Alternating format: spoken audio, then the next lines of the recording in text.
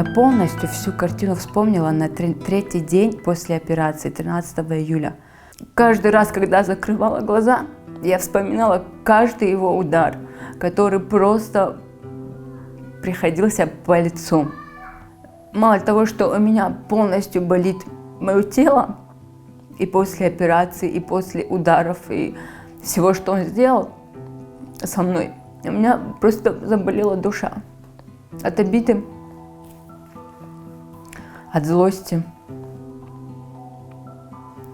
Я все вспомнила. Я пыталась подавить себе, чтобы мне было легче. И я начала спрашивать, где он. Я боялась, что он придет завершить дело. Потому что он не просто, он много раз меня бил, но он это сейчас не бил. Человека была задача просто убить.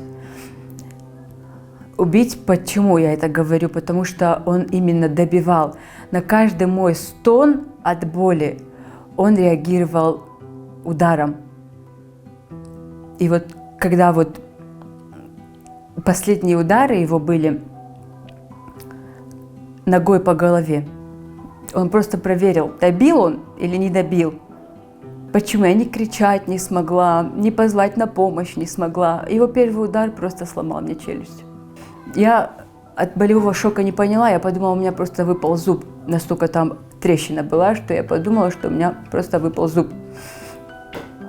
Я лежала на правом боку, и он просто потом подошел, и вот одним ударом ноги он мне снес мою ключицу. Мою ключицу невозможно было собрать, туда просто вставили 2 титановые пластины. У меня полностью вот так здесь стоит титановые 2 пластины, потому что там ключицы нету.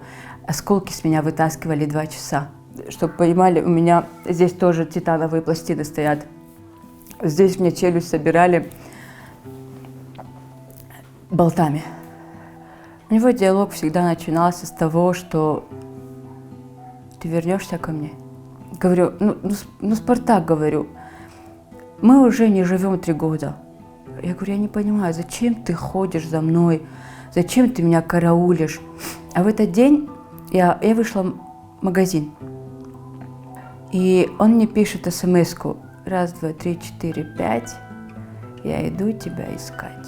Именно в ворота, когда я захожу, он меня останавливает, и ему реально вот нужна была какая-то вот эмоция от меня, но я ему не дала ее. Я вот спокойно просто на него посмотрела, говорю, нет, говорю.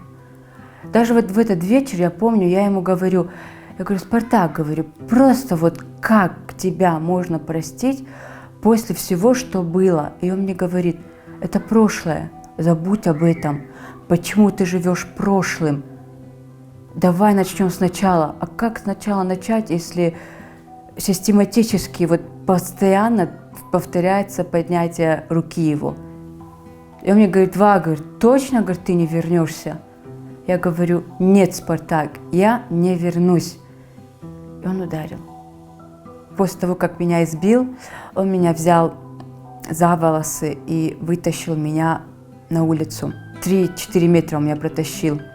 Он ногой меня начал добивать. И это увидел его друг, который его привез, и побежал. Я моментами от болевого шока, бывало у меня такое, что я приходила в себя.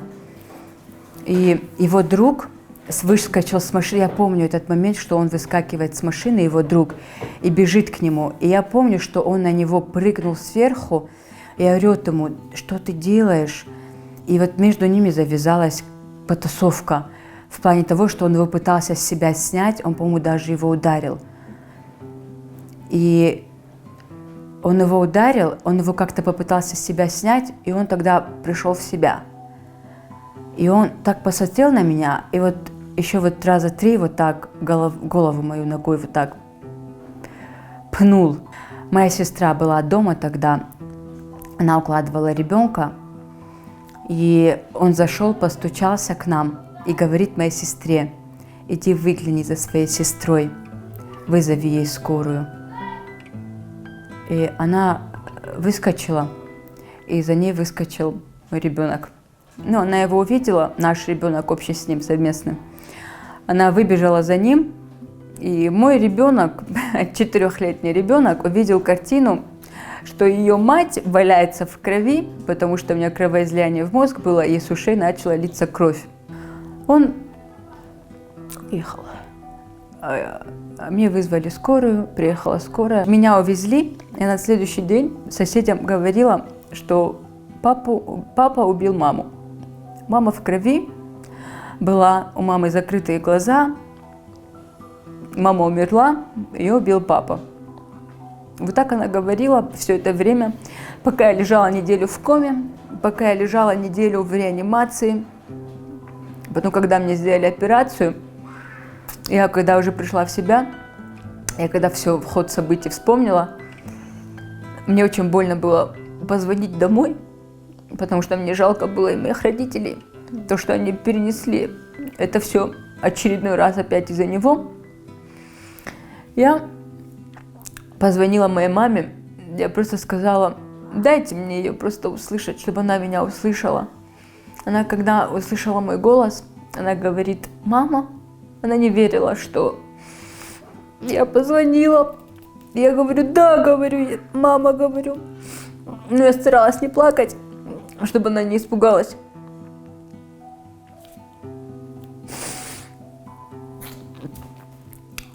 Она не узнавала меня, голос мой не узнавала, так что у меня, здесь у меня дырка была трахеостому, когда меня сняли, у меня воздух весь выходил через это отверстие, и мой голос не был похож на мой голос, она не могла меня узнать.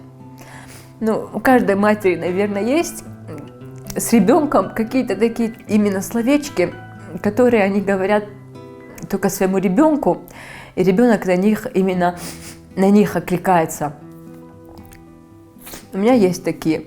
Я и начала говорить, да, мамина зая. Говорю, мама, это мама. И она, мама,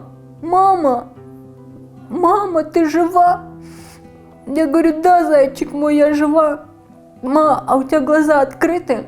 Я говорю, да, конечно, у меня глаза открыты. Ма, а у тебя кровь идет? Я говорю, нет, зайчик, у меня не идет кровь. Я говорю, что ты мне говоришь? Я говорю, наверное, тебе это приснилось все. Я говорю, это сон, говорю, был. Мама, говорю, все хорошо? Мама сейчас, говорю, просто в больнице. Я говорю, все хорошо, говорю. Я говорю, забудь об этом, не переживай. Я говорю, мама скоро вернется к тебе. Она мне говорит, ма, я хочу к тебе, я по тебе очень соскучилась. Она, когда пришла ко мне, она с такими глазами на меня вот так смотрела. Я никогда не забуду ее первое появление в палате. Она не могла поверить. Ребенок не мог поверить своим глазам, что мама жива на самом деле. Я думала, папа тебя убил. И она мне это все рассказывает. Я опять говорю, это сон. Забудь об этом, это сон. Я ей ничего не говорю. Она мне сама говорит, что семья, я и ты. Она мне говорит, семья, я и ты. Она мне сказала, папы для нее нету. От меня это не исходит. Ребенок уже достаточно в том возрасте, в трезвом, рассуждающем возрасте, который говорит мне те слова, что «Ма, я папу не хочу видеть». Сейчас я не знаю, что мне с этим делать. Время покажет. Я никогда не препятствовала ихнему общению. Единственный раз до этого он меня при ней тоже побил. На улице он меня при ней побил. Она в машине спала. Я вышла ее забрать. Это было 6 часов вечера, я работала. Тогда я вышла с работы забрать ребенка и пойти домой.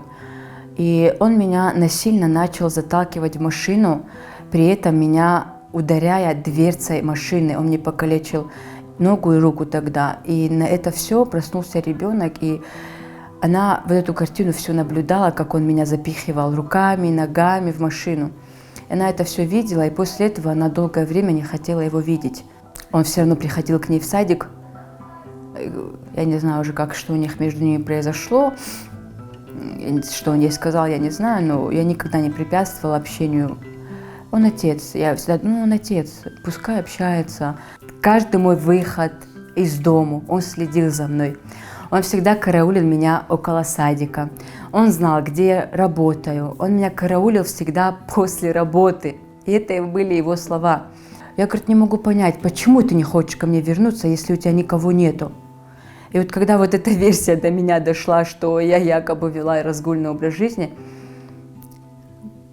мне стало смешно, потому что если бы я вела такой образ жизни, были бы в курсе все, не только он. Бог всем судья. Как я настроена? Пускай все будет по-злому. Я надеюсь на разумное решение наших правоохранительных органов, что не будет никакого подкупа и что будет все по закону, по-честному. Именно по-честному. Потому что такие, как он, как звери, должны сидеть за решеткой. И дай Бог, что так и будет. Я возлагаю свою надежду на этот суд, который будет. Я надеюсь, что он покается в своем содеянном. Честно, низкий поклон я хочу сказать врачам. Сказали, 3 бригады работали надо мной, над моим спасением. Я им очень благодарна. Они, когда меня выписывали, они с такими глазами на меня смотрели. Просто сказали, вот Бог просто, сам Бог через наши руки тебя спас, потому что мы не знали, что с тобой делать. Так что иди домой и также себя восстанавливай. Ты сильная девочка. Просто ради своего ребенка постарайся вот встать на ноги свои, что я и в принципе делаю. Просто мне сказали, потерпи этот месяц, просто вот этот месяц еще потерпи, эти головные боли, головокружение, что я встать не могу самостоятельно, я не передвигаюсь. Когда что-то у меня не получается с моим передвижением, или когда у меня болит голова, когда у меня болит именно вот места, где у меня сейчас трещины, когда у меня болит моя рука, я вот просто себе говорю, где я с того света вернулась. В прямом смысле. У меня обратного пути просто нету. Я должна себя поставить на ноги, чтобы я была просто примером для многих, что внутри, когда сила есть, тебя ничто не сломит. Если мужчина поднял на вас 1 раз руку, не прощайте, никогда не прощайте, потому что вы делаете урон себе, а для него это уроком никогда не будет ваше прощение. Никогда. Просто не молчите. Вы думаете, что вас некому будет защитить? Вы стучитесь в закрытые двери. Правоохранительные органы бессильны. Это на собственном опыте я в этом убедилась, бессильны. В том плане, что они скажут, ну, семейная разборка. Вы просто обращайтесь к родственникам, к старшим вашим. Если вы не хотите... Первое время я не говорила своим родителям, мне было жалко моих родителей.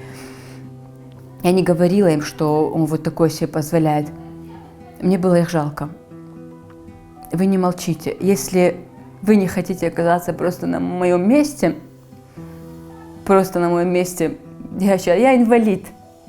Я инвалид, у которого ребенок. Если вам важна ваша жизнь и важна жизнь ваших детей, просто бегите от таких домашних тиранов. Это домашние тираны.